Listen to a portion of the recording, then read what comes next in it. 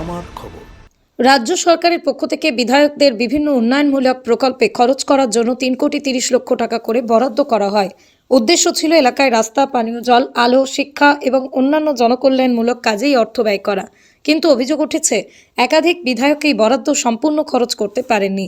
নানুর বিধানসভার বিধায়ক বিধানচন্দ্র মাঝি দাবি করেছেন তিনি কাজের নিরিখে প্রথম। তার কথাই বিধায়ক তহবিলের সম্পূর্ণ অর্থ তিনি মানুষের স্বার্থে ব্যয় করেছেন। মোট 141টি প্রকল্পের মাধ্যমে 3,30,00,000 টাকায় খরচ হয়েছে বলেই জানান তিনি। এই প্রসঙ্গে তাকে প্রশ্ন করা হলে তিনি স্পষ্ট ভাষায় বলেন যে বিধায়ক এই টাকা খরচ করতে পারেননি, তিনি ব্যর্থ। উল্লেখ্য, বীরভূম জেলায় 11টি বিধানসভার মধ্যে 10টিতে তৃণমূলের বিধায়ক রয়েছেন। দাদা, যেটা দেখা গেল যে বিধায়ক তহবিলে যে অর্থ দেওয়া হয় রাজ্যের তরফ থেকে, সেই অর্থে যে একটা রিপোর্ট বেরিয়েছে, সেই রিপোর্টে আপনার এলাকার খবর কি এবং কত টাকা খরচা করতে হয়েছে? দেখুন, আজ পর্যন্ত বিগত 5 বছরে আমাদের পশ্চিমবঙ্গের প্রত্যেকটি বিধায়ক 3,30,00,000 টাকা করে পেয়েছেন। আমাদের বীরভূম জেলায় যারা 11 জন বিধায়ক আছেন প্রত্যেকে 3,30,00,000 টাকা পেয়েছেন।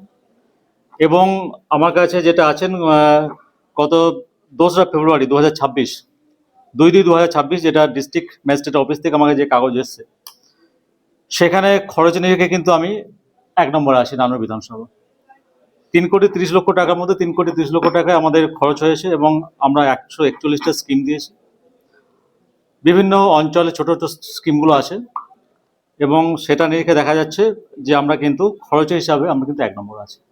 কিন্তু দেখা যাচ্ছে যে অন্য জায়গায় যে পার্সেন্টেজে যেমন দেখা যাচ্ছে যে লাভ পড়ে গিয়ে, এটা নিয়ে কি বলবেন? দেখুন, কোথায় কি দেখা যাচ্ছে সে ব্যাপারে আমি মন্তব্য করবো না। আমার কাছে কাগজ আছে, হার্ড কপি আছে, ডকুমেন্টস আছে, আপনারা দেখতে পারেন যে 3,30,00,000 টাকা এসেছিল, 3,30,00,000 টাকা আমরা খরচা করেছি।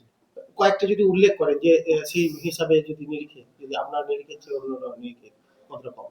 দেখুন, এখানে বীরভূম জেলায় যে 11 জন বিধায়ক আছে, আমি কারো কথা বিশেষ করে বলছি না, প্রত্যেকে 3,30,00,000 টাকা করে পেয়েছে টোটাল।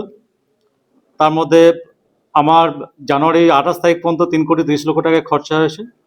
আমি কারো বিশেষ করে নাম করছি, আমি আপনাদের হাতে দিয়ে দিচ্ছি, যেটা আপনাদের তালিকা মিলিয়ে দেখে নেবেন যে কে আগে কে পরে আছে।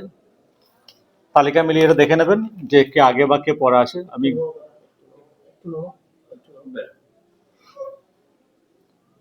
কোথায় সোশ্যাল মিডিয়া বা ফেসবুকে কি ঘুরে বেড়াচ্ছে সে নিয়ে মন্তব্য করা আমার উচিত হবে না, কারণ আমি কাগজ নিয়ে কথা বলি। আমি 3,30,00,000 টাকা পেয়েছি, সে পুরো টাকাটা কিন্তু আমার খরচা হয়েছে।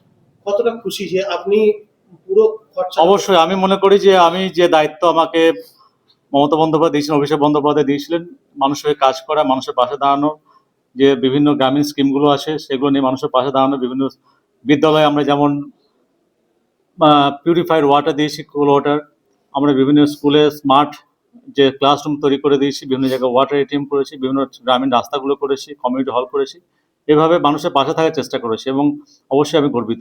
আপনারা তো সরকারে আছেন, একটা আপনি তো বলছেন পুরো টাকা আপনি খরচা করেছেন, যারা খরচা করতে পারেন তাদের টাকা তো রিটার্ন চলে যাবে, তারা কতটা ব্যর্থতা আপনি মনে করছেন? দেখুন, অবশ্যই যে টাকাটা সাধারণ মানুষের জন্য খরচা করা, সে টাকা যদি খরচা করতে না পারে, অবশ্যই আমরা বলবো বিধায়ক হিসেবে তিনি ব্যর্থ।